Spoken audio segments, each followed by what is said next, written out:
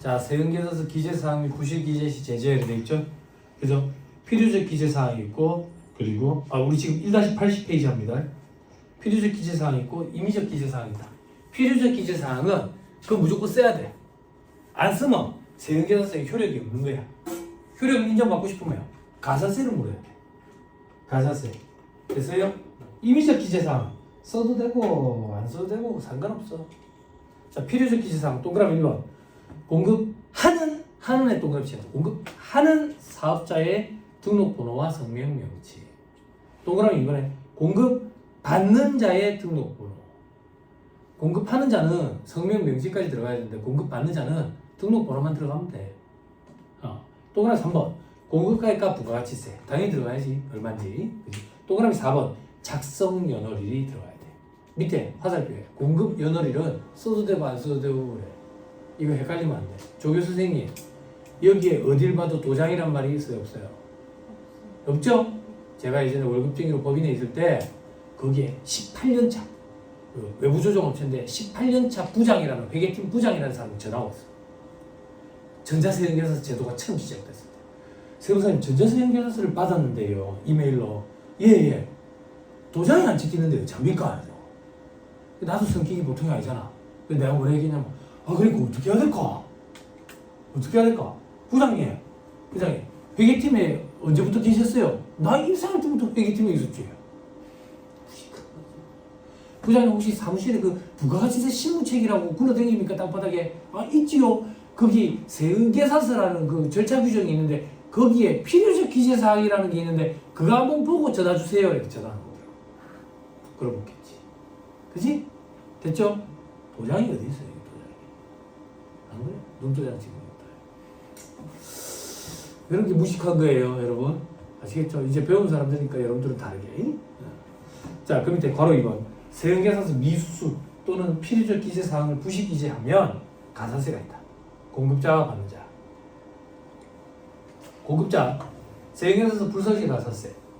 발급시기가 지나면 공급시기가 속하는 과세기간에 대한 확정신고 기기 한 가지 발급하면 지연 발급 1%.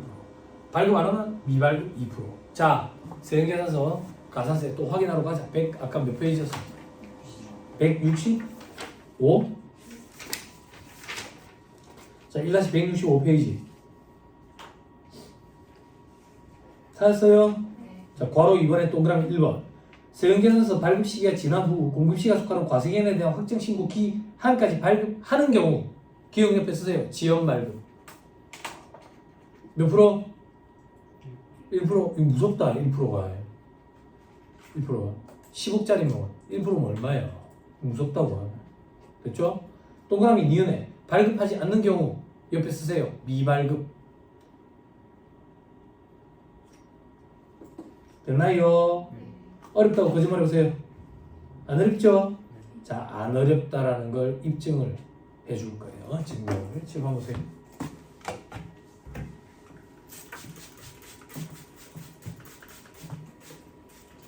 이것도 박자를 좀 타면 좋을 텐데. 그지? 북치기 박치기. 요즘에 비트박스 하는 애가 엄청 인기인 것 같더라. 응? 집에 우리 애가 가지고 막 아빠 비트박스 알아서 아빠 잘하지. 해봐. 북치기 박치기지. 비트박스는 두 가지만 기억했어요. 북치기 박치기. 야, 너무 옛날 사람이야? 예전에 북치기 박치기 하는 사람이 있었어. 비트박스라고. 근데 얘는 수준이 다르구나. 얘가 그럼 세계 1위야. 얘라 그러니까 좀 아는 사람 같아. 그치? 그 텔레비에 나오는 사람 있잖아, 요즘에. 비트박스로. 크루가 있더만. 진짜 대단하다. 사람들 편견을 이겨내고. 그냥 끝까지 버티는 애가 이기는 거야, 진짜. 대단하다. 끝까지 버텨야 합격과 불합격이 있다. 중간에 그만두면 그냥 그건 중도 포기자야. 합격자가 아니고 불합격자야. 응?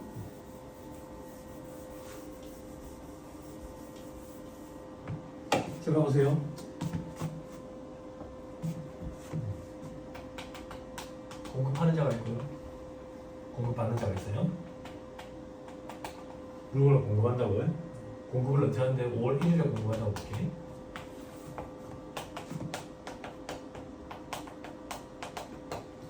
자, 물건 공급 재화 인도가 5월 1일에 일어나요. 공급 시기가 언제예요? 5월 1일이지. 세형계산서 언제 발급해야 돼요? 5월 1일이죠. 세형계산서 발급을 안 했어. 안 했다고? 그럼 가산세 문제가 생기는 거야. 가산세 문제. 자, 공급시가 속하는 과세한 종료일 언제예요? 6월 30일에 대한 확정신고 기한은 언제예요? 7월 25일. 까지만 발급하면 했대. 이게 지연 발급이에요. 1%에? 요 이후에 발급했대. 이게 미발급. 1%에? 됐어? 아직 아니야. 자, 이제 공급 받는 자 보자. 공급 받는 자 입장에서 재화를 5월 1일에 공급 받았어. 세형계산서 언제 받아야 돼요? 5월 1일이지 뭐야. 근데 발급을 못 받았어. 왜? 최대 발급 안 주니까. 됐어요? 그럼 가산세 문제가 있어요? 없지. 왜 가산세 문제가 없는데? 매입세 공제 자체가 안 되는 거지. 그게 훨씬 더 큰 불이익이기 때문에 가산세가 없어. 그런데 공급받는 자에게 매입세 공제 혜택을 주기 위해서 세법이 혜택을 주는 규정을 만들었다고. 그 혜택을 주는 규정이 공급시가 속하는 과세한 종료일 언제예요? 에 대한 확정신고 기한은 언제예요? 까지 발급을 받았대. 발급을 받았대. 받았으면 매입세 공제가 돼. 대신에 가산세는 있어. 지금 봐. 요 이후에 받았대. 가산세 없어. 매입세 공제 자체가 안 되는 거지. 됐어요? 됐어요? 이 가산세의 이름이 뭐냐? 매입처별 세금계산서 합계표 불성실 가산세야. 현업에서는 세금계산서 지연수치 가산세 이렇게 표현해. 그래서 세법의 시험에서도 이렇게 등장하는 경우도 있는데 원래 네임은 매입처별 세금계산서 합계표 불성실 가산세야. 가산세를 안에서 빨리 찾으세요. 아까 60 몇 페이지 했어요? 160? 165페이지. 자, 166페이지로 가보세요. 과로 4번 매입처별 세금계산 합계표 불성실 가산세 찾았어요? 그때 동그라미 2번 매입세 공제를 받는 경우. 됐죠? 지연수치 가산세라고 한다 되겠죠? 몇 프로라고? 아까 이거 안 적어줬는데 몇 프로? 0.5%. 들어봐봐. 뒤늦게 받으면 매입세 공제 자체가 안 되잖아. 근데 매입세 공제를 해주되 가산세를 매기지. 그래서 괄호 4번에 있는 매입처별 세금계산 합계표 불성실 가산세는 독특한 거야. 독특한 이것들이 시험에 잘 나온다. 원래는 이런 가산세가 존재하지 않고 매입세 공제 자체를 안 해준다고. 그렇잖아. 그래요? 안 그래요? 됐어요? 됐죠? 돌아오세요.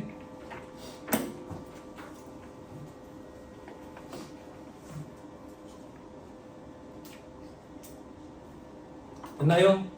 자, 옛날에 공부한 사람들은 더 힘들었어요. 여러분들은 쉬운 거예요. 옛날에 왜 힘들었는데? 옛날에는 얘랑 얘가 지금 노란 선으로 일치하잖아. 일치하지 않았어요. 옛날이라고 하니까 또 좀 그런데 과거에 몇 년 전만 해도 일치하지 않았어요. 여기였어요. 여기였는데 얘는 고발급 세금계산서 특례를 인정해 주니까 7월 10일까지 됐어. 아구가 안 맞는 거야. 그리고 법이 개정이 되면서 얘가 25일로 바뀌었어요. 아구 안 맞지? 그 다음 연도에 또 법이 개정이 되면서 아구를 맞지 않았어요. 거의 한 3년 가까이 걸렸다. 그래서 그 과도기에 있었던 수험생들 혹은 현업에서 일하는 사람들이 힘들었다고. 일할 때도 힘들고 공부하는 사람도 힘들고. 근데 이제는 아구 딱 맞춰놨다고. 7월 25일로. 그지? 그럼 여러분들은 기존에 공부한 내역이 없잖아. 하얀 도화지니까 그냥 그대로 기재하면 되지. 아는 게 많아 헷갈리지. 지금 아무것도 없으니까 그대로 그냥 습득하면 된다. 됐죠?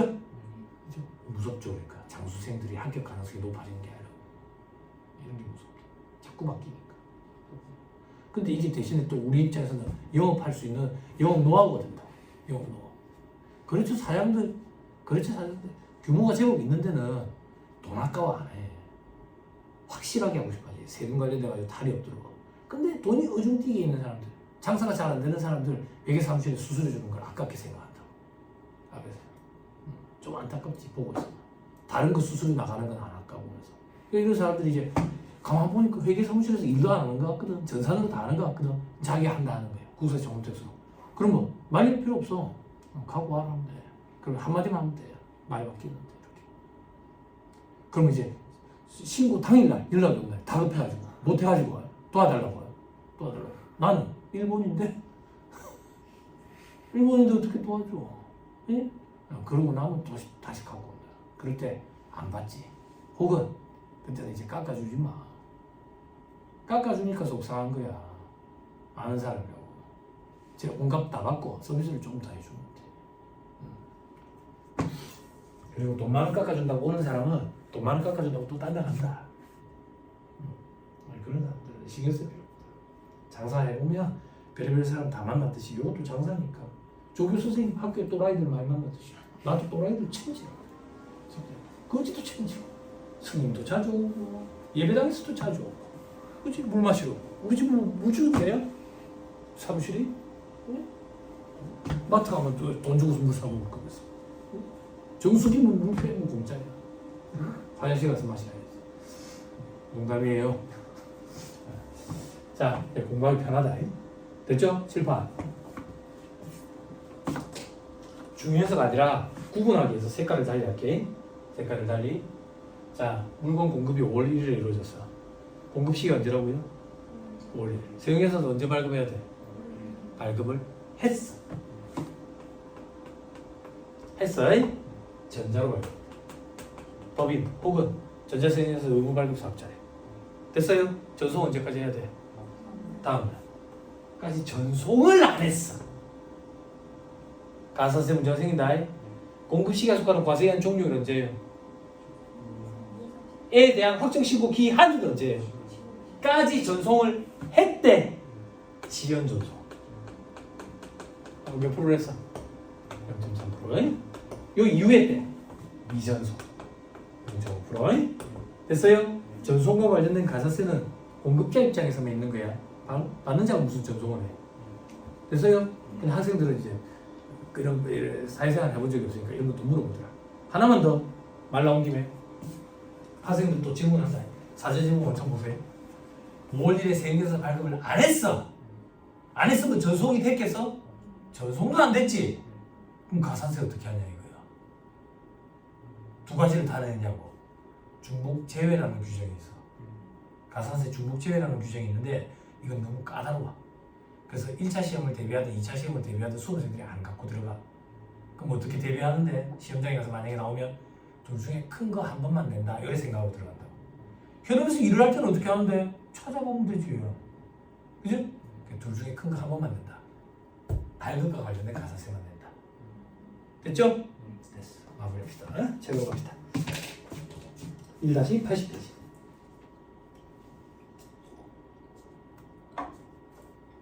자, 밑에 괄호 이번에 그림 있죠? 그죠? 공급자 입장에서 동그라미 기억, 니은 확인하고 하나 더 봅시다. 동그라미 2번 필요적 기재사항 부실 기재래. 그럼 몇 프로 가산세? 1% 가산세. 빨리 확인하러 갑시다. 또 1- 아까 160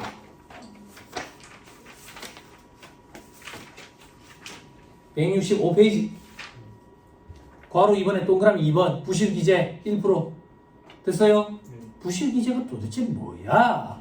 세계에서 필요적 기재사항의 전부 또는 일부가 착오 또는 과실로 적혀있지 않거나 사실과 다른 경우. 됐어요? 손가락 끼고 별표시 4번으로 따라가 보세요. 다만 세금계산서 필요적 기재사항 중 일부가 착오나 과실로 사실과 다르게 적혔는데 나머지 기재사항으로 보아 거래 사실이 확인되는 경우에는 발급 명세를 확인이 되는 경우에는 사실과 다른 세금계산서를 보지 아니한다 돼 있죠. 그죠? 이게 무슨 말인데? 김밥 천국인데 잘못 봐 김밥 전국이라고 쓴 거야. 상호를. 그런 건 괜찮다 그 얘기야. 그런 것까지는 가산세 안 매기겠다고. 됐나요? 자, 그 페이지 손가락 잠깐만 낀 상태에서 1-80페이지 다시 돌아봐. 동그라미 2번 밑에 공급가의 과다 기재 시에는 몇 프로라고 돼 있어? 자, 다시 1-165페이지. 괄호 2번에 동그라미 8번 찾아봐. 찾았어요? 과다기재 시에는 몇 프로? 2%. 저를 봐봐 이제. 체크 다 했어? 체크 다 했어? 됐죠? 차고가 뭔데? 차고? 아이고 차고인데 아이 진짜 차고인데 나는 누군데? 바보지. 바보지. 제가 강의할 때 이렇게 얘기한다고. 우리나라에서 가사세를 내는 놈은 두 놈이 있어요. 우리나라에서 가사세를 내는 놈은 두 놈이 있어요.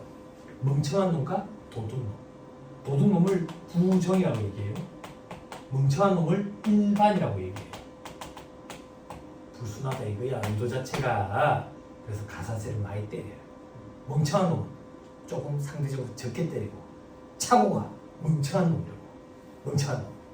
세계사의 필요적 기재사항을 차고로 부실 기재한 거야. 아 미안합니다.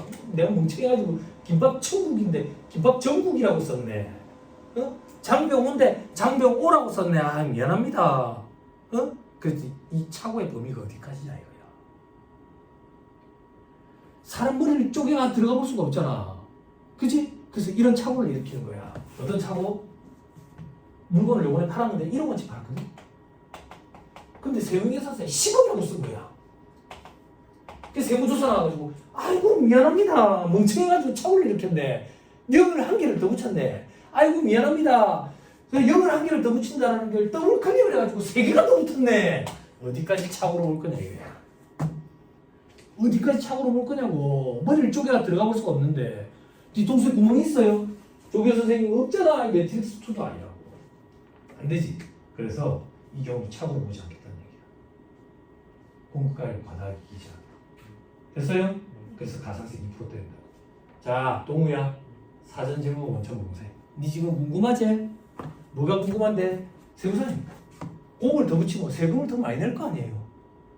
근데 이걸 의도를 불순하게 봐요? 공급받는 자가 어떻게 되겠어? 그렇지? 환급을 엄청나게 받겠지. 둘 다 나쁜 놈이다 그 얘기야. 됐어요? 됐어요? 손가락 잠깐만 끼고 아까 160 몇 페이지였죠? 5페이지? 자, 166페이지.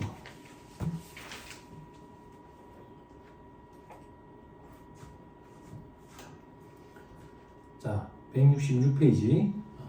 예. 괄호 4번 봐봐. 매입체별 세액에서 학계부 불사시 가사세. 그때 동그라미 4번 봐봐.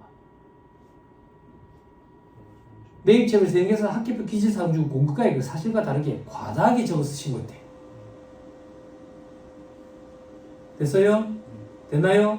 이때는 가산세를 매기겠다고. 가산세를 0.5%에. 됐어요? 별표시 11번으로 가봐. 동그라미 1번 2천을 3천으로 가다 기재했어. 그래가지고 세무조사 나오니까 아이고 내가 멍청해가지고 2를 3으로 잘못 봤네. 이런 거 안 토한다 그 얘기. 됐어요? 팩트는 2천이야 3천이야. 2천이 팩트지 2천에 대한 것만 매입세 공제를 해줘. 즉 1,000원 차이가 나는 거에 대해서 매입세 공제 안 돼.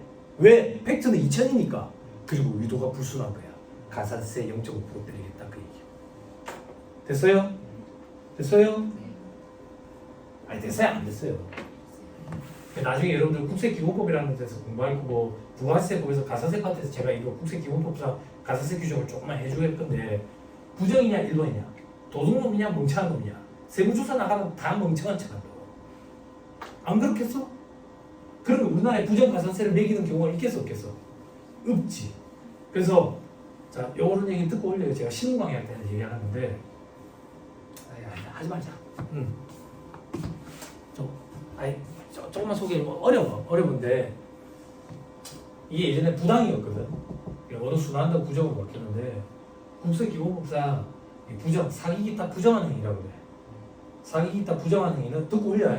빨리 얘기할게. 천천히 얘기하면 더 싫어. 국세기본법상 사기기타 부정한 행위는 조세의 포착과 징수를 현저히 곤란하게 하거나 불가능하게 한 행위를 말한다. 조세의 포착과 징수를 현저히 곤란하게 하거나 방금 뭐라 했어? 불가능하게 한 행위를 말한다고. 그래서 관련 얘기를 보면 세무공무원이 세무조사를 나와가지고 매출 누락을 발견했어.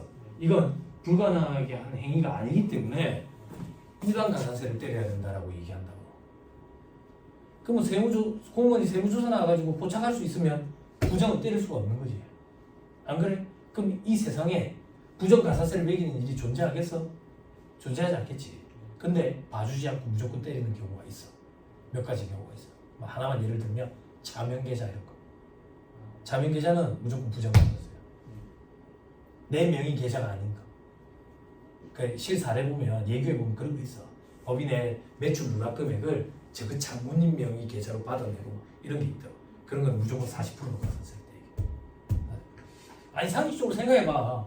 세무부문이 조사 나가지고 포착했으면 일반인의 부정 가산세가 아니고 왜? 대법원 판례에 현재에 곤란하게 하거나 불가능하게 한 행위에 해당하지 않는다는 게 있다고. 그러면 요걸 때릴 일은 없겠지. 근데 트렌드라고 표현하면 좀 그런데 실무 강의 때 하는 얘기인데 몇 년 사이에 자명계좌가 한참 이슈였는데 자명계좌는 일할 없어. 40%대. 40%.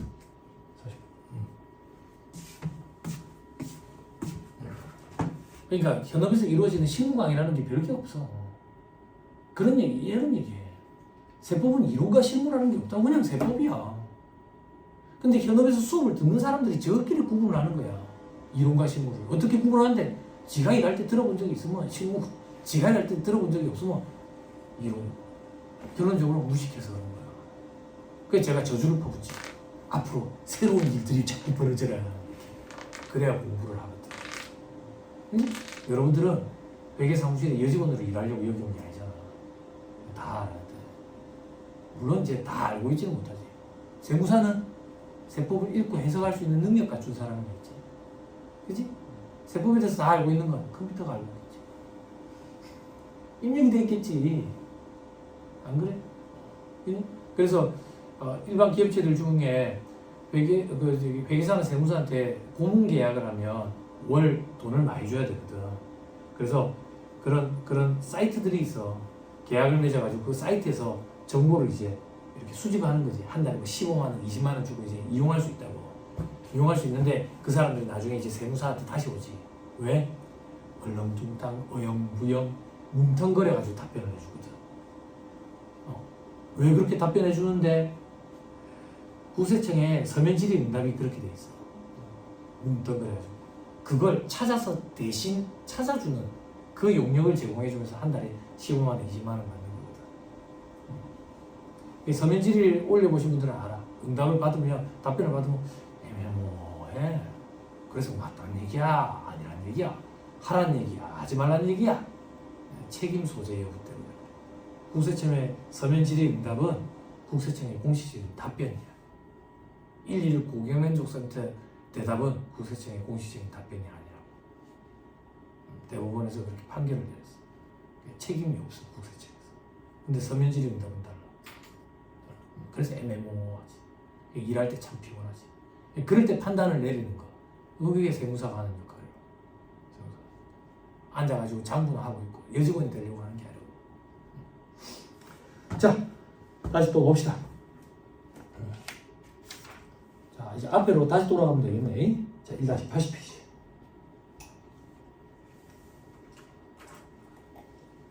자, 공급받는 자 입장 봐봐. 오른쪽에.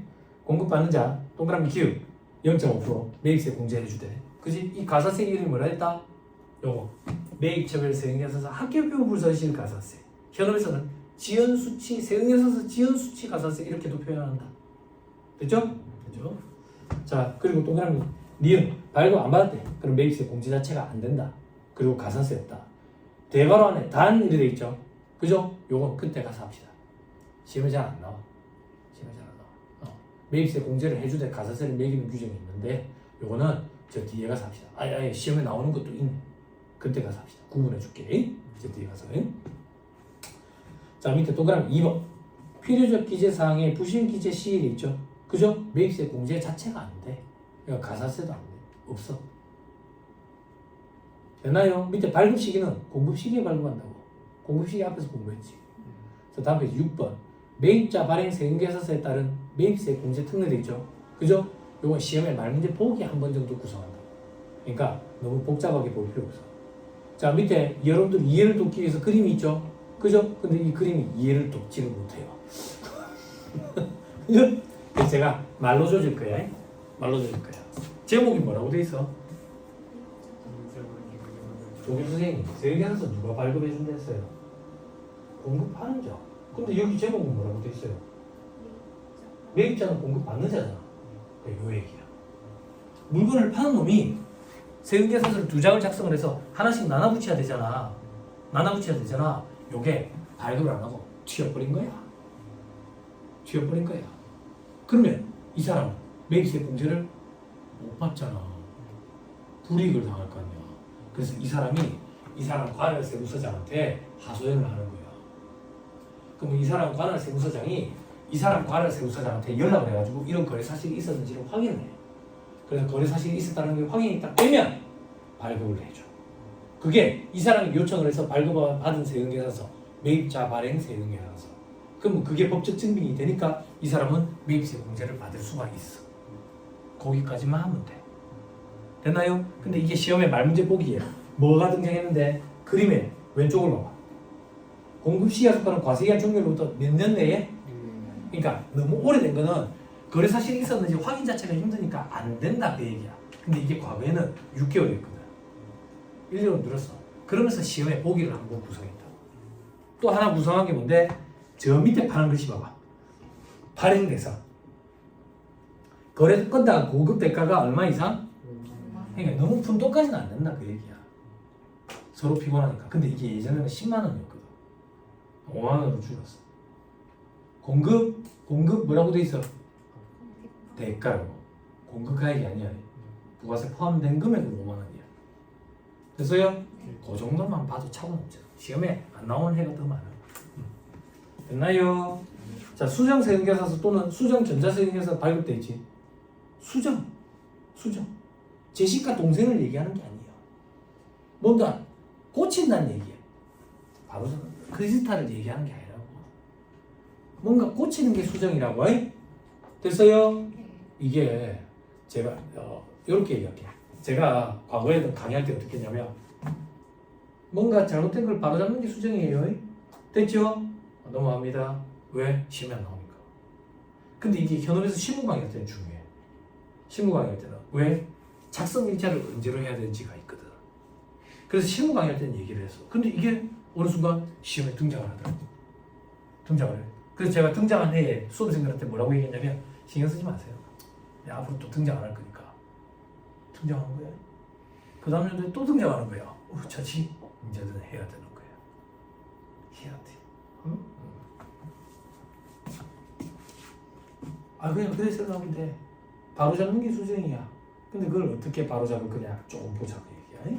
그렇죠? 자, 다음이지. 사유 돼 있죠. 사유. 단가를론 처음에 공급한 제하고 환입됐대.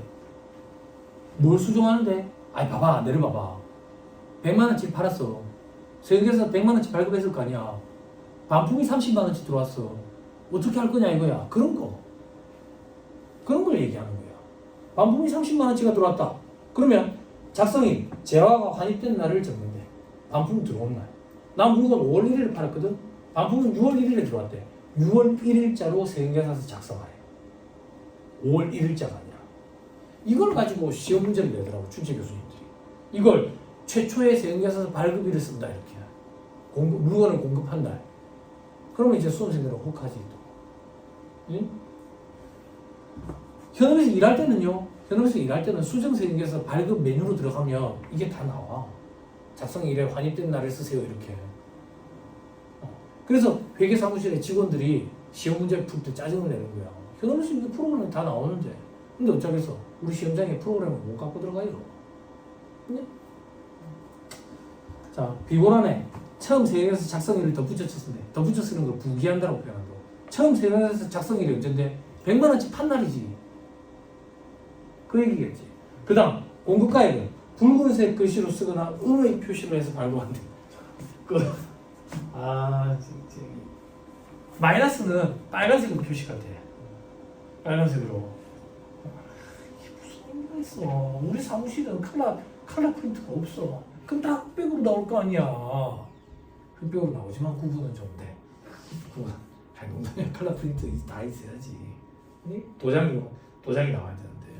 아무튼 이런 게 시험 문제 그냥 해요. 또 말문제 부분으로.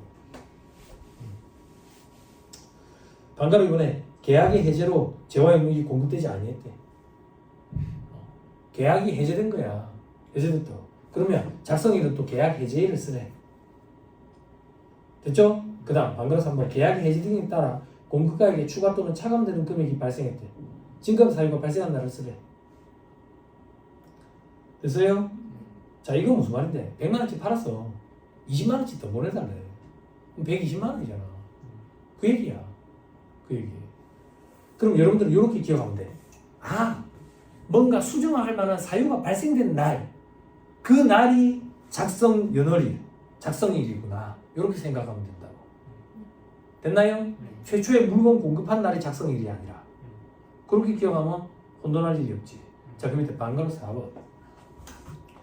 제한 또는 용료를 공급한 후에 공급시기가 속하는 과세기한 종료 후 25일 이내에 내부 신용장이 개설이 되었거나 구매 확인서가 발급이 됐대. 됐어요? 됐나요? 그때는 처음 생겨서 작성일을 작성일에다가 쓰래. 조교 선생님 멘붕이 왔구나. 조교 선생님 시계 한번 보세요. 좀 있으면 밥 먹겠죠? 그죠? 멘붕이 완성이 돼야 이제 밥을 먹어야지. 다이어트도 되고 공부도 되고. 지금 한번 봐. 조교 선생님 같은 사람이 있을 거니까. 그죠? 여기 지금 조교 선생님만 티를 내고 나머지는 티를 안 냈어. 근데 다들 몰라. 끄떡끄떡하던데요. 졸고 있어. 내려봐봐. 티. 내가 이걸 강의해 줄 수 있는 이유는 학교한테 오래돼서 현업에서 일을 해봐서 그래. 나도 가사격에서 듣는 이게 뭔지 모르겠더라고. 그 말인 즉슨 뭔지 몰라서 학교 하면 지장이 있는 거예요. 근데 이해를 시켜주면 뇌리에 깊게 박히니까 암기가 도움이 되지. 그지? 그지? 근데 이런 식으로 강의를 하기 시작하면 10년 더 걸린다. 그지? 그래서 여러분들 다른 강의 들었을 때 그 강사들이 그걸 몰라서 얘기를 안 하는 게 아니라고. 그런 걸 얘기하기 시작하면 강의 시수가 너무 길어지니까 얘기를 안 하는 거예요. 근데 착각하는 사람들이 또 있어. 지가 몰라서 안 하는 것 같다 이렇게. 듣는 지가 모르는데. 지가 웬 말이야 지가. 그지?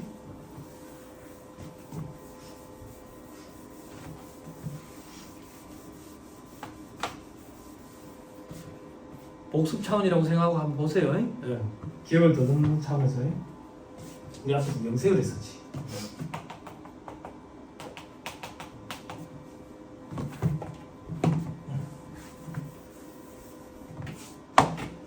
국외하고 국내가 있지. 국내에 수출업자 있지. 국외에 수입업자가 있겠네. 그지? 국내에 수출업자가 국외에 수입업자한테 수출하는 게 이 직수출이지. 그지? 영세를 적용하지. 세상에서 발급 의무. 발급 의무 없지. 거래 상대방 외국인인데 발급해줘봐요. 어딨어? 이렇게 기억하자 했잖아. 그지? 시험에 잘 나오는 거야. 원자재 생산업자.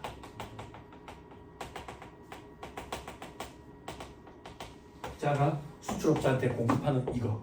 뭐에 의해서? 내국 신용장에 의해서 혹은 구매 확인서에 의해서 공급하는 거는 국내에서 일어난 거래임에도 불구하고 영세율을 적용해 주겠지. 세계에서 발급 의무 있지. 그지? 거래 상대방이 내국인이잖아. 그렇죠? 시험 나온다 했지. 그지? 근데 이 내국 신용장 구매 확인서가 공급을 할 때 제때 발급이 안 되는 경우가 있겠지. 그래서 기한을 정해놓고 그때까지만 발급이 되면 영세율을 적용해 주지. 그 기한이 언제인데?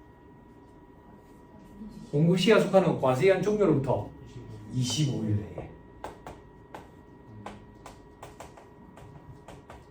됐어요? 그럼 잘 봐봐. 공급이 5월 1일에 일어났어. 6월 1일에 일어났어. 6월 1일에.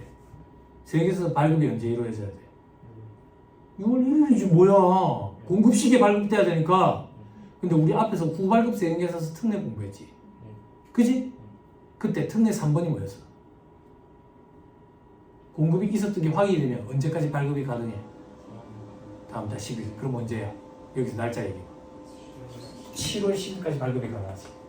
그래서 현업에서는 7월 10일까지만 구매항에서 내부 신용장이 확인이 되면 발급이 되면 처음부터 영세로 세금계산서로 발급을 해버려. 근데 그 기한이 지나버리면 일단 10%로 발급했다가 나중에 이걸 0%짜리로 바꿔. 책에서 얘기하는 게 요걸 얘기하는 거야 지금. 25일까지 발급이 안 됐으면 0%짜리로 바꾸지도 못하지. 무슨 말인지 이해됐어? 저 선생님 더 쉽게 못하겠어. 됐죠? 오케이. 자, 그래서 책을 보세요. 반가로 4번. 그래서 작성일은 처음 세행해서 작성일. 자, 저 동우야. 여기서 처음 세행해서 작성일은 언제겠냐? 6월 1일이지. 주위에 사유가 발생한 날이 아니에요. 그지? 여태까지 공부했던 거랑 작성일이 좀 다르지? 요걸 가지고 말문제 보기를 만들어놨더라고. 출제 교수님들이. 그래서 좀 봐야 돼. 근데 현업에서 이게 굉장히 중요한 문제거든. 굉장히 중요한 문제라고. 됐습니다. 그 정도 보시면 됩니다. 굉장히 중요해요 지금. 부러져. 당황하지 말고 다시 조립이 안 됩니다. 당황하지 말고. 자, 밑에 반가로 오네. 필요적 기재사항이 착오로 잘못 적혔대. 네? 됐죠? 그래서 요거는 처음에 세행해서 발급 내용대로 세행해서 붉은색 글씨로 쓰거나 음의 표시를 해서 발급하고 다시 발급하면 돼. 이게 현업에서 비일비재하게 발생해. 어떻게? 1,000만원짜리인데 1억이라고 발급한 거야. 잘못 발급했어. 그러면 마이너스 1억을 다시 발급하고 1,000만원짜리를 다시 발급해. 그래서 마이너스 친다 이렇게 얘기한다고. 마이너스 세행해서 이렇게 얘기한다고. 그러니까 처음에 발급한 걸 없애버리는 거지. 마이너스를 해서. 그거 됐죠? 자, 반가로 6번. 필요적 기재사항 등이 착오 외의 사유로 잘못 적혔대. 그러면 확정신고 기한 다음 날부터 1년 내에 세금계산서를 다시 발급해도 돼. 됐어요? 됐나요? 그런데 이건 요건이 있어. 수정신고를 해야 돼. 혹은 세무서에서 바로 잡아줘야 돼. 세무서에서 바로 잡는 걸 경정이라고 얘기해. 그런 요건이 같이 부과돼야 돼. 그래서 그런 요건에 대해서는 나중에 세금계산서 발급할 때 좀 얘기를 할 거니까 지금은 여기까지. 됐나요? 됐지요? 됐습니다. 넘어갑니다. 아, 근데 밑에 이런 거 있네. 밑에 별표시 단, 반가로 5번, 반가로 6번 이런 것들은 세무조사 통지를 받는 과표 및 세액을 경정할 것을 미리 알고 있는 경우는 제외한다. 자, 이건 무슨 말인데? 내가 도둑놈이야. 처음부터 알고 있었어. 잘못한 게 아니라 엉터리를 일부러 했다고. 도둑놈이라서. 왜? 세액에서 매출세 환급 받으러, 매입세 환급 받으러. 아니면 회사에 외형 커 보이게 하려고. 그런 거래가 있지도 않았는데 발급을 했다고. 그래갖고 세무조사 착수했다는 걸 알게 돼서 부랴부랴 마이너스 쳤다. 이런 건 나쁜 놈들이지. 그래서 이런 경우에는 가산세가 있다. 그 얘기야. 됐어요? 됐죠?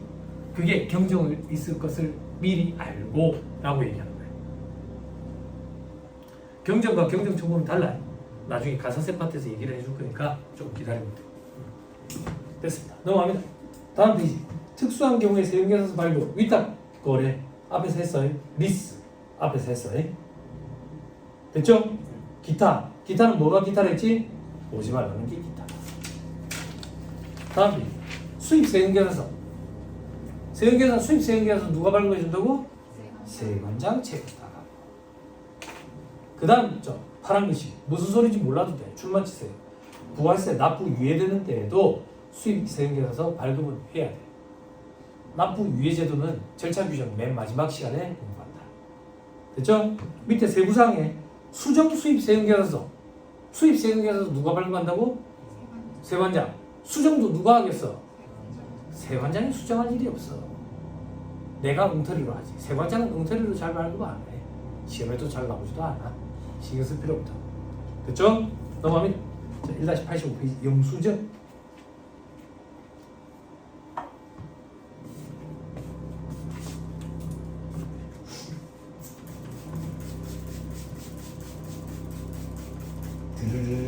드르르 아 공부 공부가 잘 된다. 아, 공부가 잘 된다. 그죠? 사람이 참 간사하다. 좀 잘 된다, 잘 된다 이렇게 세뇌하면 진짜 잘 된다.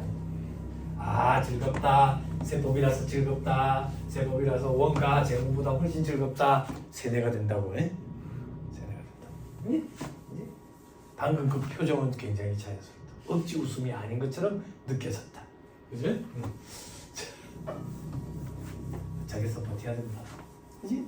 세법이 힘들어 죽겠어요. 이래 생각하는 사람들 참 안타깝다. 우리는 세법 전문가가 되기 위해서 여기 왔는데. 그지? 회계가 재밌어요. 잘못 찾아왔다고. 네? 회계가 왜 재밌어요? 쉬우니까. 그지? 세법도 쉽게 해주면 안 돼요? 쉽게 해줄 수 있죠. 그죠? 근데 끝났어요. 뭐가? 인문반에서 쉽게 했어요. 인문반. 그죠? 2반부터는 시험에 나오는 문제를 못하고. 시험에 나올 정도로 대비를 하니까 재밌을 수가 없지. 또 왜 재미가 없는데? 여러분 돈이 아니니까 재미가 없지. 여러분 돈과 관련이 있으면 참 재밌다.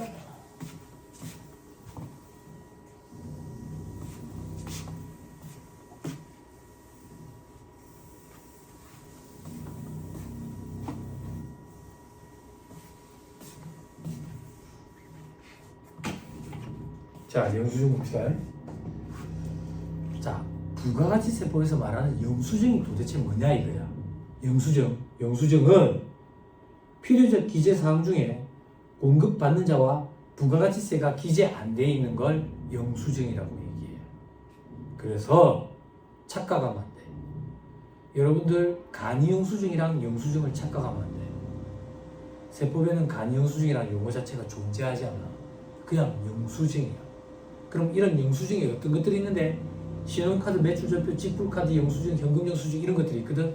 그 영수증과 여러분들이 생각하는 그 영수증을 구분하기 위해서 간이 영수증이라는 표현을 쓰는 것뿐이야. 간이 영수증 받아봤죠? 그죠? 오늘 회사에서 점심 먹으러 가. 다들 바빠가지고 내만 먹고 와야 돼. 내만 먹고. 내 돈으로 먼저 지출하고 영수증 제출하래. 짜장면 묻다고. 짜장면 얼마인데? 8,000원. 할머니 영수증 좀 주세요. 그런다고. 할머니가 그런다고. 저기 정수기계에 있으니까 갖고 와서 써라 그랬다고. 그럼 정수기계에 한 묶음이 있거든. 그지? 나는 짜장면 한 그릇을 먹었는데 2장을 이렇게 갖고 온다고. 2장을 갖고 와가지고 거기다가 8,000원이라고 써야 되는데 10,000원 이래 쓴다고. 알아? 다 그렇진 않아요. 죄송해요. 조교수님 그래 안 하지요? 표정 좀 부자연스럽다. 조교수님 그래 안 한다고. 직장생활 할 때 좀 그랬다. 도둑놈이지. 아주 과거에. 보수주의 이런 것도 다 지났을 거야. 그게 간이영수증이라고. 그게 간이영수증. 여기 부가세법에서 말하는 영수증은 그걸 얘기하는 게 아니라고. 그걸 착각하면 안 돼. 됐어요? 자, 밑에 별표시.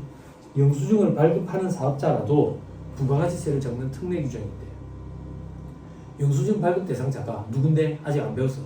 이런 사람들이 신용카드기 또는 직불카드기 등 기계적 장치를 사용해서 영수증을 발급할 때는 공급가액과 부가세를 별도로 구분해서 기재하라.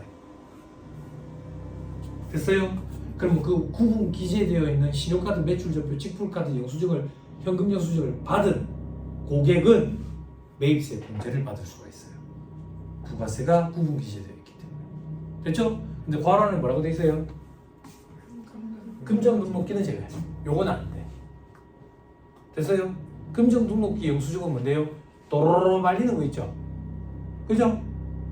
감광지라고 얘기하는 거. 빛에 반응해가지고 글자가 나타나잖아. 도로로 말리는 거. 택시를 탔어.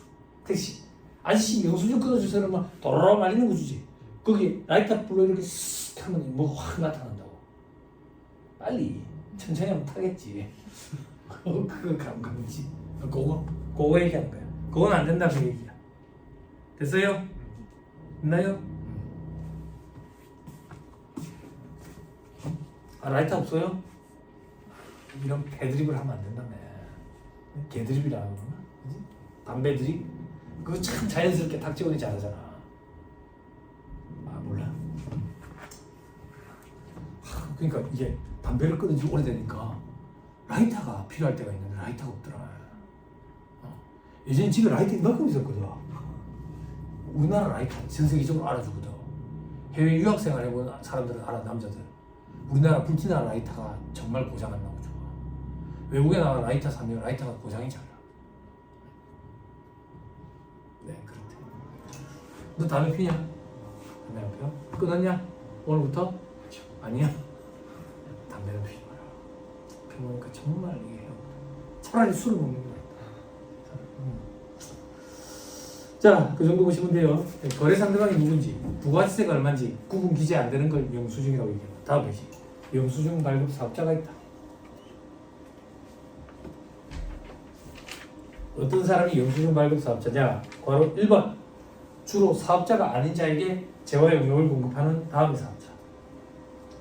사업자가 아닌 사람들한테 물건을 판대. 그럼 사업자가 아니면 누군데? 최종 소비자. 최종 소비자한테 세금계산서 끊어줘봐야 어디다 갖다 쓰겠어?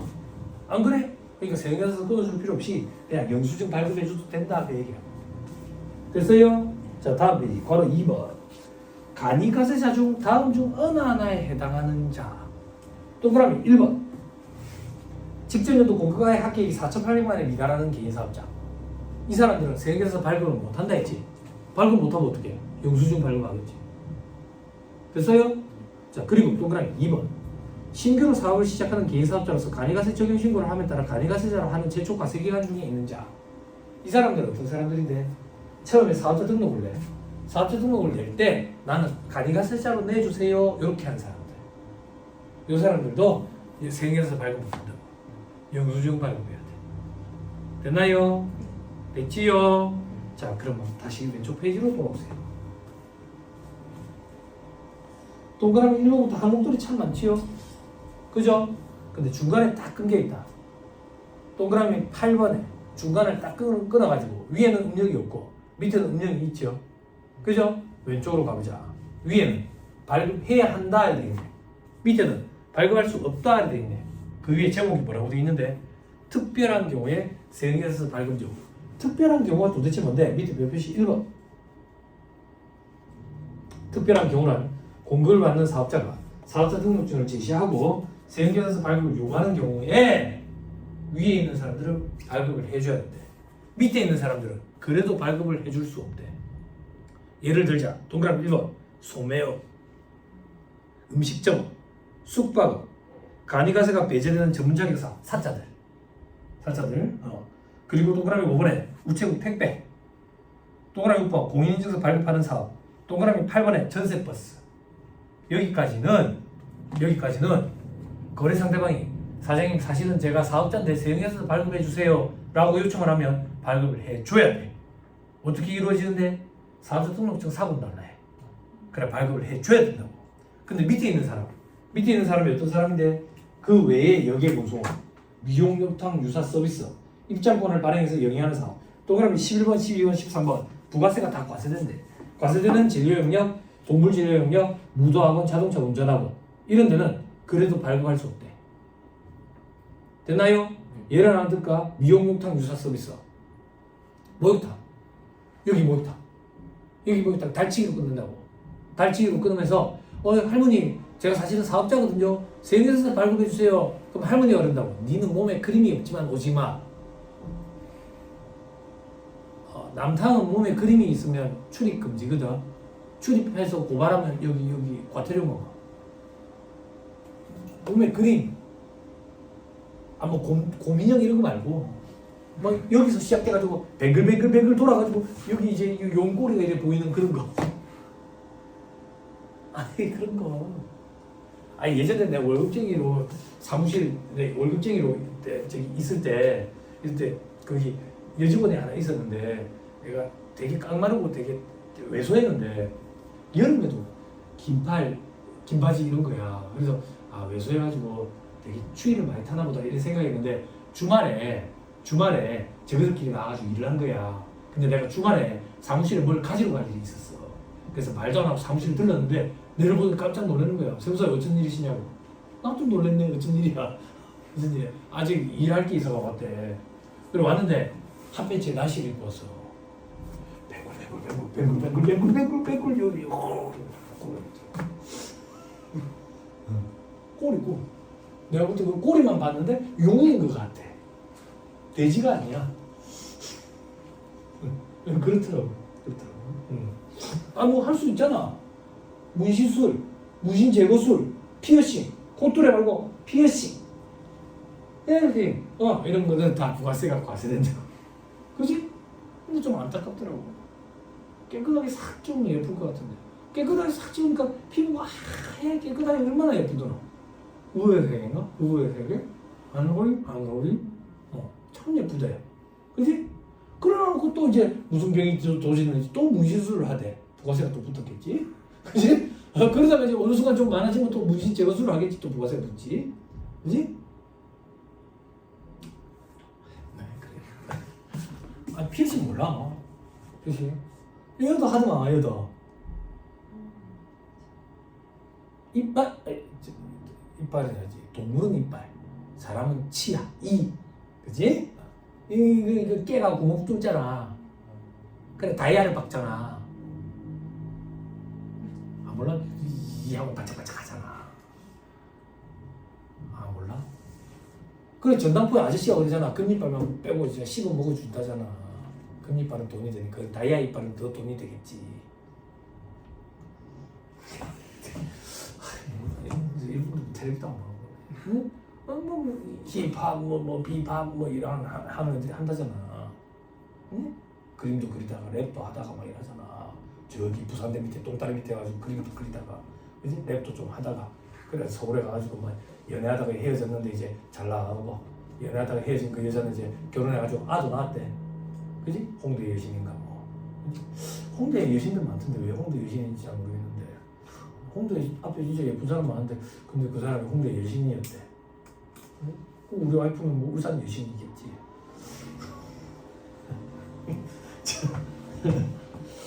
변태 아닙니다. 자, 다시 돌아가가지고 목욕탕에 끊어달라면 안 된다, 그 얘기야. 됐죠? 됐죠? 됐습니다. 밑에 별표시 2번 보세요. 요거 시험에 몇 번 등장했어요. 여러분들 이거 암기해야 되니까. 동그라미 1번부터 14번까지. 자, 밑에 별표시 2번. 다만 요거부터 보자. 별표시 2번이 어디 달려있어요? 확인했어요? 자, 밑에 별표시 2번. 다만 특별한 경우 세형계산서를 발급해야 하는 영수증 발급 대상 사업자라도 이미 신용카드 매출전표 등을 발급한 경우에는 거래 상대방이 세형계산서 발급을 요구하더라도 세형계산서 발급하면 안 된다. 됐나요? 자, 잘 보세요. 소매업이야. 내가 소매업자라고 물건을 팔았어. 물건을 팔았는데 이 사람이 그러는 거야. 이 사람이 사실은 나 사업자한테 세형계산서 발급해 주세요. 그러면 내가 발급을 해줘야 돼. 그런데 지금 방금 별표시 2번은 뭐냐면 이 사람이 내한테 물건 사갈 때 카드 결제를 했어.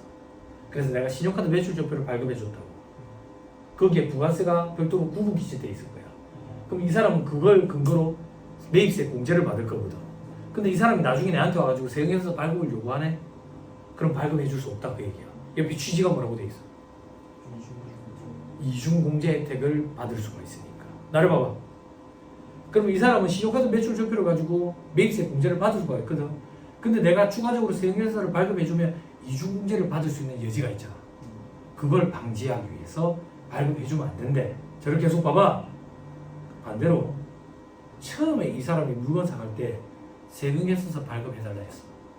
그래서 내가 발급을 해줬다. 그 이후에 이 사람이 와가지고 대금 결제 문제 때문에 카드로 좀 결제를 하지. 그건 결제가 가능하다. 그럼 그때는 이중공제 그런 여지가 없어? 있잖아. 법이 참 희한하지. 그지? 그건 상관없다. 상관없어. 들어봐봐. 이 사람이 내한테 와가지고 물건을 사갔어. 물건을 카드 결제를 했어. 카드 결제. 그러고 나서 나중에 찾아와가지고 세형계산서 좀 발급해주세요. 그때 내가 안 됩니다. 처음에 카드 발급했기 때문에 세형계산서 발급을 못 해드립니다. 그럼 이 사람이 나한테 그런다. 여기라면 거래 못하겠네. 그럼 내가 어떻게 얘기하지? 이거 발급해드려야죠. 그지? 법만 이렇지 현업에서 발급 다 한다. 발급 안 하면 거래가 단절되는데. 그지? 근데 여러분들이 시험장에 가가지고 세법이 모르는 소리 하네. 현업에서 끄라면 굶어 죽는다. 다 발급해줘야지. 이렇게 하면 나만 떨어지는 거다. 무슨 말인지 이해했죠? 어쩔 수 없어요. 좀 현실과 괴리감 있는 부분들도 있어요. 어쩌겠어요. 네? 그런 부분들이 나중에 여덟에서 일을 해보면 참 많다. 참 많다. 세법이 수십 년간 누적된 데이터들이 있는데 뭐 시생 공무원들이라고 얘기하면 이런 게 대화가 안 되지. 대화가 안 되지. 모텔 오는 손님들 95% 이상이 카드다. 카드라고. 세상 달라졌거든. 근데 아직도 세무서에서는 현금 배출 비중이 크겠지라고 생각한다. 와가지고 장사해보면 알거든. 예, 그런 게 이제 괴리감이 생겨. 그래서 사업주들이 이제 짜증이 나니까 세무조사 나오라 해라 그러면 나오라 해라. 와서 장사하는 거 보라 해라. 근데 그러면 너 장사는 못 한다. 괜히 그런 거 무서운 거 같다니까. 그래서 현금 배출이 없음에도 불구하고 일정 부분을 허위로 현금 배출을 잡아서 신고하는 그런 모텔들이 제법 많다. 안타깝지. 이 현실과 괴리감이 있는 거지. 응? 너 모텔 안 가봤냐? 가봤지? 응? 대학생도 모텔 많이 가거든요. 모텔 얘기하면 사람들이 그런다. 불륜의 장소 옛날 사람인 거야. 대학생들 시험 기간 때 도서관 자리 없어서 모텔 방장만 하고 거기서 방장한다. 근데 모텔은 불륜의 장소? 지가 옛날 사람인 거야. 그래서 모텔 장사하는 사람들은 한참 유행할 때, 모텔 장사가 유행할 때 은행 지점장님 사모님들이 많이 했어. 특히 부산에 구조조정할 때 명예퇴직금 이런 거 받은 거 가지고 지점장님 사모님들이 모텔 장사를 많이 했어. 모텔 장사는 땅 장사거든. 35억 40억짜리 모텔을 사가지고 내실은 몇 바퀴 돌려야 본전이 되겠어. 아니거든. 이 모델링이 한 1년 장사하고 팔아치운다. 40억 50억 받고 그런 장사야. 근데 불륜의 장소는 다 오고 있지. 그러니까 계속 가난한 거야. 세상이 많이 달라졌는데 그런 괴리감이 생기는 그런 규정들이 있기는 해.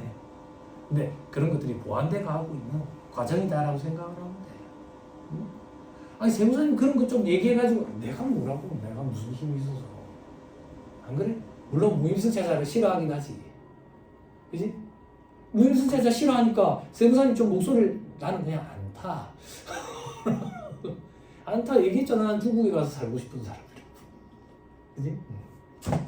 여러분들이 나중에 이제 큰 인물이 되면 우리나라에서 막 이제 큰 인물이 돼가지고 좌지우지할 수 있는 그 정도 인물이 되면 그때 저를 잊지 말고 저를 개로 쓰세요. 제가 이런 거 잘 부르다 볼 수 있어요. 잘했어 라이코스 이렇게 해주면 돼요 저한테. 자, 됐습니다. 넘어가시죠. 아니 자꾸 이런 얘기하면 사람들 학생들이 물어봐. 세무사님 정치하시려고 그러냐고. 학교에 가서 강의해가지고 시대 비판적인 발언이 나올 때도 있잖아. 아니 나는 야당도 아니고 여당도 아니고 나는 파란색도 아니고 빨간색도 아니고 나는 왼쪽에 앉지도 않고 오른쪽에 앉지도 않아. 나 아직 균형 감각이 있어. 한쪽으로 치우치지 않는다고. 나는 바이어스를 싫어해. 편의가 있으면 안 된다며. 중립성의 기준 공부했을 거 아니야 회의 시간에. 그치? 나는 한쪽으로 치우치지도 않아. 근데 그 정도 발언을 할 수 있잖아. 그리고 저는 병장 만기 제대를 했기 때문에 정치를 못한다고 몇 번 얘기했잖아. 학교에 가서 애들한테 얘기해줬어. 병역 비리를 저질러야 정치를 할 건데 병장 만기 제대를 했기 때문에 26개월 군생활했다고. 난 정치 자격 요건 컨트롤 C 컨트롤 V는 지금도 잘할 수 있어. 너무 표절. 위장 전입도 지금 할 수 있지. 그렇지만 병장 만기 제대를 했어. 병역 비리를 저지를 수 없다. 잡혀가나? 어? 카메라 앵글이 벗어난 데서 얘기를 하고 있다. 너무 국정원에서 전화 온다. 자, 암기하세요. 시험에 몇 번 나왔어요. 됐지요? 넘어갑니다. 다음 페이지 3번. 영수증 수수시 부가세 계산돼 있죠? 그죠? 영수증을 발급하는 공급자는 부가세 매출세액 신고 납부해야 돼. 당연하지. 신용카드 매출증표 발급해줬다고. 세금계산서 발급분 말고 신용카드 매출증표 발급분이라고 있거든.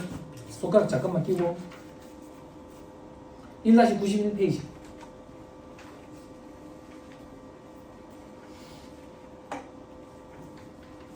부가세 신고서 잘 따라오세요. 왼쪽에 세로로 내려오다 보면 과세 표준 및 매출세액 찾았어요? 근데 오른쪽에 과세 찾았어요? 그 오른쪽에 신용카드 현금 영수증 발행부 괄호 3번 찾았어요? 여기다가 갖다 쓰는 거예요. 물건 팔고 영수증 발급한 거. 됐죠?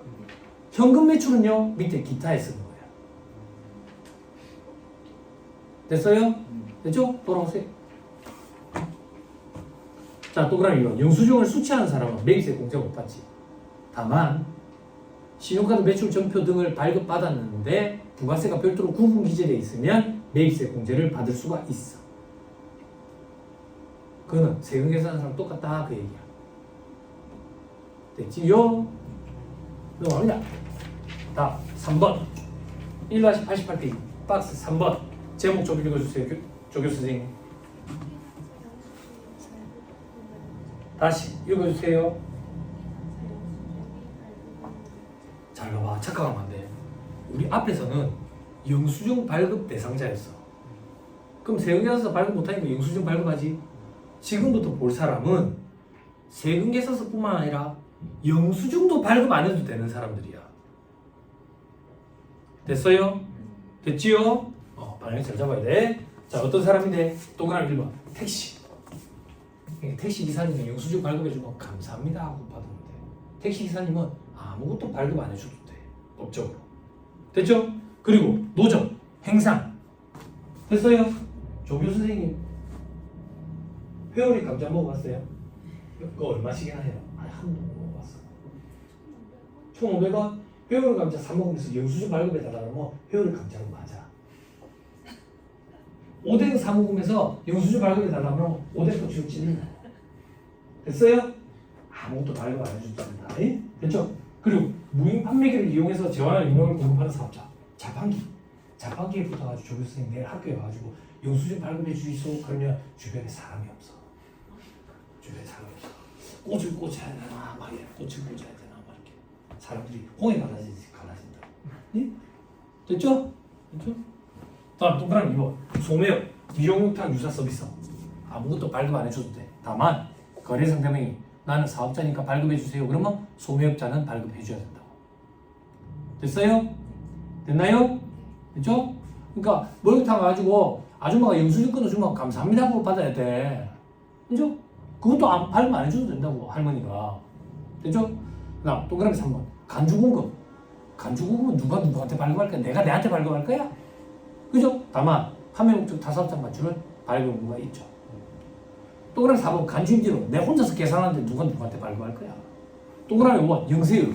영세율은 원칙적으로 발급 의무가 없다 했지. 그래서 발급 의무가 있는 게 독타가 됐지. 그죠? 그리고 나머지는 볼 필요 없어요. 됐나요? 됐지요? 말문제 보기를 자주 구성합니다. 자, 다음 세금계산서 학계표 제출을 해야 매출세액, 매입세액 근거자료로 쓰이지. 언제? 예정시국 때, 확정시국 때 제출해야지. 다만 제출 의무 면제, 전자로 발급하면 아까 제출 의무가 면제된다. 발급하고 전송까지 하면. 됐죠? 됐나요? 됐죠? 자, 나머지는 세관장만 볼까? 세관장은 해당 세관 소재지를 관할하는 세무서장에게 제출한다. 남마이 비즈니스다. 현업에서는 세관장이 알아서 하겠지. 됐죠? 넘어갑니다. 6장 일반과세자 부가세 계산구조. 매출세액에서 매입세액 차감하면 납부세액. 자, 이제 그 밑에는 어떻게 생겼는데 경감 문제세액이라는 게 있다. 예정신고 미환급세액 빼고 예정보수세액 빼고 수식부가세액이라는 게 들어간다. 자, 그리고 가산세. 자, 저 밑에 동그라미 1번 그 중에 74.7은 국세, 25.3은 지방세. 됐나요? 다음 페이지 신고서 서식. 구역질 나네. 그죠? 넘깁니다. 7장 매출세액. 됐어요? 자, 지금부터 공부하는 건데 요걸 공부하는 거예요. 매출세액은 과세 표준의 10% 곱하면 되죠. 여태까지 앞에서 공부했던 건 여기에 숫자를 넣을 거냐 말 거냐 그거 구분해서 지금부터 공부하는 거는 얼마를 넣을 건지를 공부하는 거예요. 됐어요? 자, 계산구조 진짜 뭐야? 왜 이렇게 복잡해? 서식이 이래 생겼어요. 그래서 우리가 이렇게 공부를 해야 돼요. 아니 서식이 이래 생겼다고 이래 공부해야 됩니까? 과거에는 2차 시험에 그냥 부가세 서식을 그려서 계산하시오 그랬다고. 근데 그랬더니 채점하시는 교수님들이 채점하기가 너무 힘든 거야. 그래서 요즘 트렌드는 그렇게 안 나오고 서식을 주고 빈칸을 주면서 거기에 들어갈 숫자를 계산하라 그래. 그래서 서식 모양이 어떻게 생겼는지를 보고 이대로 공부를 해야 된다. 됐죠? 자, 매출 세계 10% 과세. 동그라미 이번에 영세. 10% 과세에 세계에서 발급분. 세계에서 발급 안 하는 거는 기타. 그거 말고 방금 공부했던 신용카드 매출대표, 신용카드 현금 영수증 발행분. 매입자 발행 세액에서 아까 잠깐 얘기했고. 자, 밑에 영세율은 기타가 원칙이지. 세액에서 발급 안 하는 게 원칙이었지. 근데 내부신용장 구매하기에 의해서 공급하는 것은 발급 의무가 있지. 그런 것들은 세금계산서를 안 해. 대신에 세율은 0%를 곱하지. 그지? 요걸 작성을 안 하면 영세율 과표 불서실 가사세 0.5% 가사세가 있지. 그죠? 자, 여기 밑에 예정신고 누락분 확정신고 때 포함시키면 된다. 됐죠? 그리고 매출체별 세액에서 학계별 지연 제출 가사세가 있지. 그지? 그리고 대소세 가감이라는 것도 있다 하더라. 됐나요?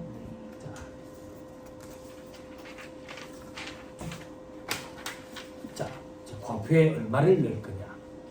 됐죠? 유상 공급의 경우 과표는 공급가액이다. 일반 금전으로 대가를 받는 경우 물건 팔았는데 돈을 받아서 그 받은 돈을 과표에 집어넣으면 되지. 금전 이외의 대가를 받을 때 물건 팔았는데 돈 말고 다른 걸 받았대. 그게 뭐라 그랬어요? 교환이라 했지. 교환. 그러면 공급 한 재화나 용역의 시가가 들어갑니다. 공급 한 재화나 용역의 시가. 됐죠? 공급 한 재화나 용역의 시가를 모르면 어떻게 하는데 저 밑에 별 표시 2번에 2순위 받은 거의 시가. 그것도 모르면 어떻게 하는데 법인세법, 소득세법상 부당이익 계산 분의 시 적용하는 가액. 이 가액은 어떻게 계산하는데 시험 문제가 법인세법에서 등장해. 부가세법은 그 가액이 얼마다 라고 주어진다. 됐죠? 참고 삼아 동그라미 번에 매매의 경우에는 감정가액. 그것도 없으면 상수세 및 증여세법상 보충적 평가가액 이런 게 있어. 건물은 우선시행자 고시가액, 토지는 개별 공시지가, 아파트는 공동주택가격, 개별주택은 개별주택가격 그런 것들이 있다. 동그라미 2번에 자산의 제공 임대시에 계산사실임에 법인세법에서 공부합니다.